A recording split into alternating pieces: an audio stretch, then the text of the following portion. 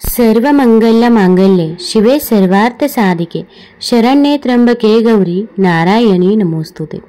मराठी वर्षामधील 9वा महिना म्हणजे मार्गशीर्ष। मार्गशीर्षमधील प्रत्येक गुरुवार हा सवाशीण महिलांसाठी विशेष असतो। या दिवशी वैभवलक्ष्मी किंवा महालक्ष्मीचे व्रत करून कुटुंबाला समाधान, शांती, ऐश्वर्य मिळावे अशी प्रार्थना केली जाते। या व्रताच्या दिवशी वैभवलक्ष्मी घट स्थापन करून शास्त्रोक्त पूजा केली जाते, तर शेवटच्या गुरुवारी व्रताचे उद्यापन केले जाते। मनातील सर्व इच्छा पूर्ण करण्याच्या हेतूने श्री महालक्ष्मी व्रत करण्याची पद्धत आहे। या व्रताची सुरुवात मार्गशीर्ष मासातील पहिल्या गुरुवारी होते आणि शेवटच्या गुरुवारी उद्यापन केलं जातं। परंतु जर कोणत्याही कारणास्तव मार्गशीर्ष मासी व्रत करण्यास जमले नाही तर संपूर्ण श्रद्धेपूर्वक कोणत्याही महिन्याच्या पहिल्या गुरुवारपासून सुरू करावे व व्रताची सांगता मात्र मार्गशीर्ष मासाच्या शेवटच्या गुरुवारीच करावी। व्रताचे उद्यापन करायच्या दिवशी 7 सुवासिनी किंवा 7 कुमारिकांना घरी बोलावून त्यांच्यात महालक्ष्मी स्वरूप जाणून त्यांना हळदी कुंकू लावावे, मनोभावे नमस्कार करावा। नंतर पूजा, आरती, कहाणी करून प्रसाद म्हणून फळ व महालक्ष्मी व्रतकथा पोथीची एक प्रत प्रत्येकाला द्यावी। पुरुष हे व्रत करत असतील तर त्यांनी स्त्री किंवा कुमारिकांच्या हातावर हळदी कुंकू वाहावे आणि त्यांना महालक्ष्मी स्वरूप जाणून मनोभावे नमस्कार करावा। शक्य असल्यास ब्राह्मणाला क्षिधावस्त्र आणि दक्षिणा देऊन त्यांच्याकडून आशीर्वाद घ्यावा। सायंकाळी गायीची पूजा करून गोग्रास द्यावा। व्रत करणाऱ्या जातकाने मनाने आनंदी व शरीराने शुद्ध असणे आवश्यक आहे।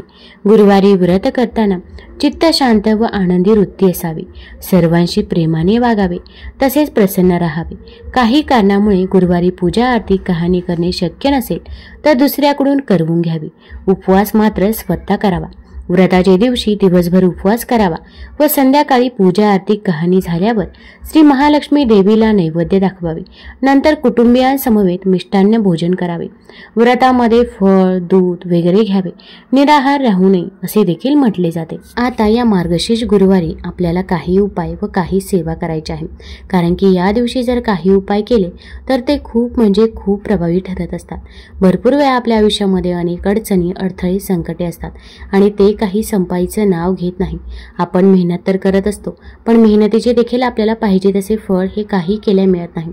मग आपल्या कष्टाला नशिबाची साथ मिळण्यासाठी, आपल्या आयुष्यातील दुःख, दारिद्र्य, गरिबी दूर होण्यासाठी, तसेच सर्वात महत्त्वाचं म्हणजे पैसा।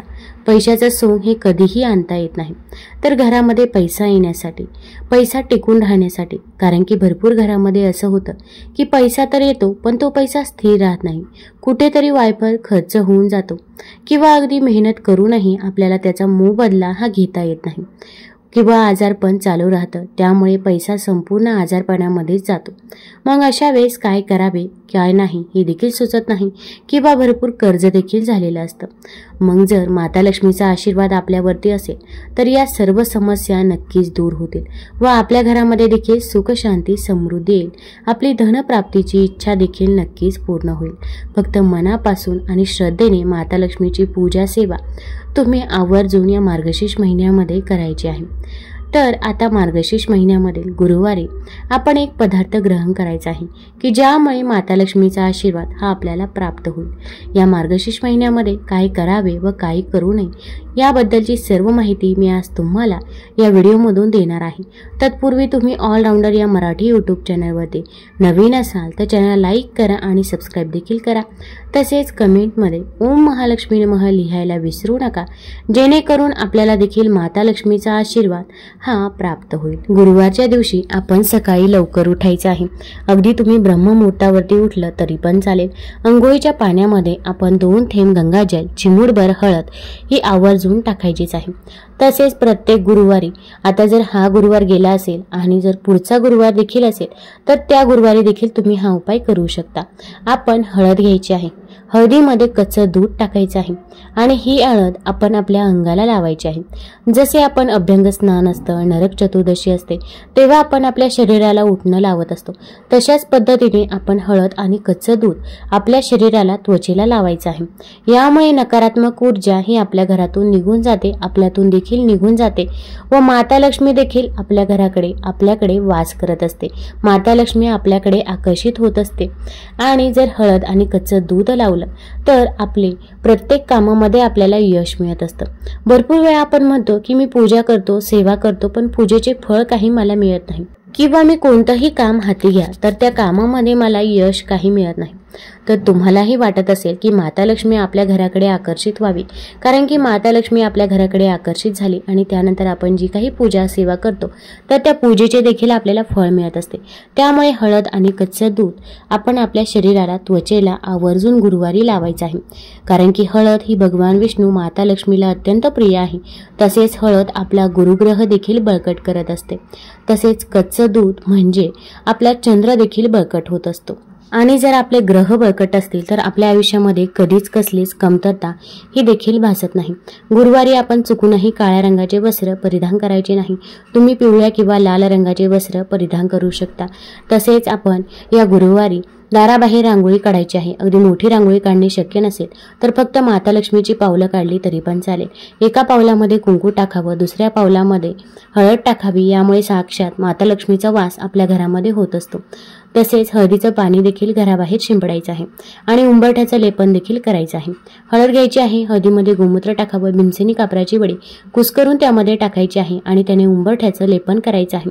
यामुळे साक्षात माता लक्ष्मी आपल्या घरामध्ये येत असते. आता आपण अष्टलक्ष्मी ही आवर्जून काढायचीच आहे. अष्टलक्ष्मी म्हणजे 8 लक्ष्मींची पूजा आपण करायची आहे. कुंकवाने आपण अष्टलक्ष्मी काढावी.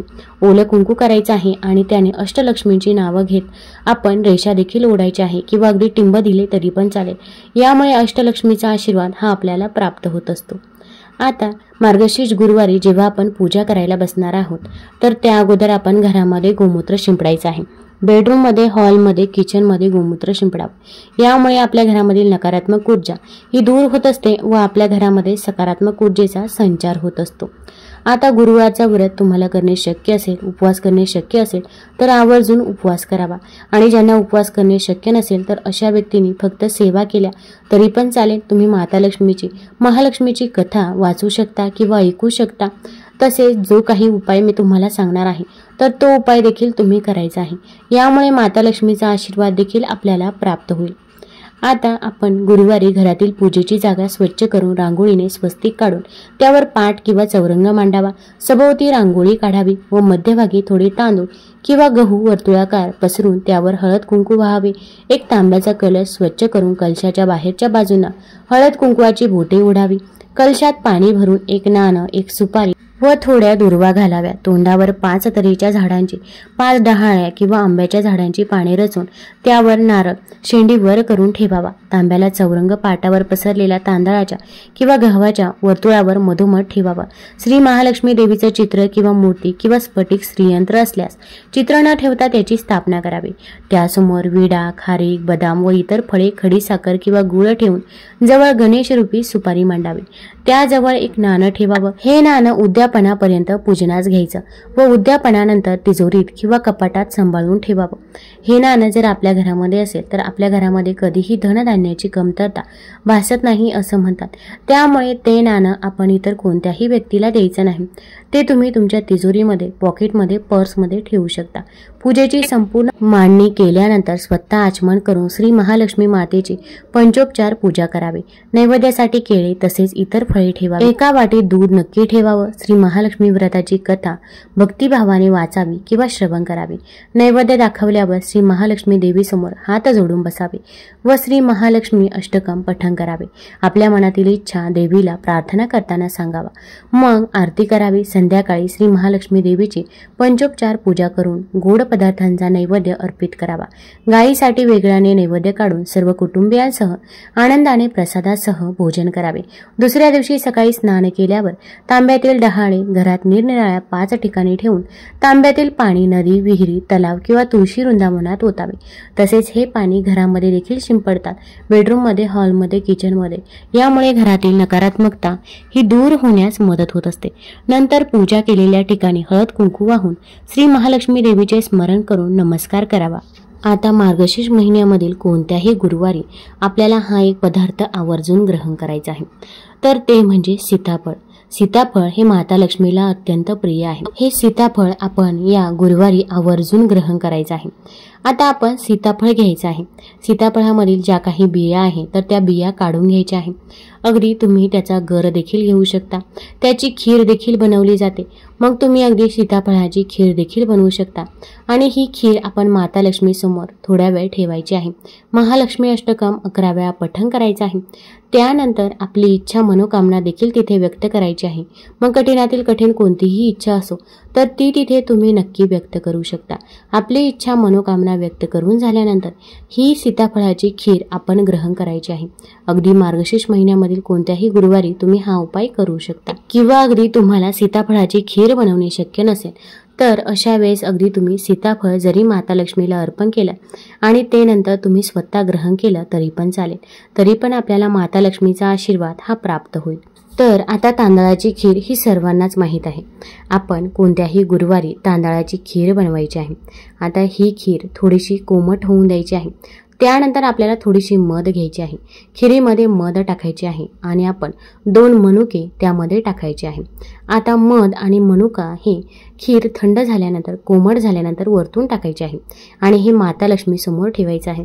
त्यानंतर आपली पूजा सेवा झाल्यानंतर अगदी आरती करून झाल्यानंतर ही खीर घरातील सर्व व्यक्तींनी ग्रहण करायची आहे।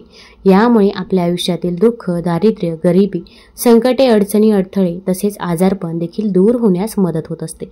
कोणत्याही गुरुवारी तुम्ही हे 2 उपाय नक्की करून बघा। तुम्हाला जर हा व्हिडिओ आवडला असेल तर आपल्या ऑलराऊंडर या चॅनलला लाईक करा, सबस्क्राईब करा आणि आपल्या मित्रपरिवारासोबत जरूर शेअर करा। धन्यवाद।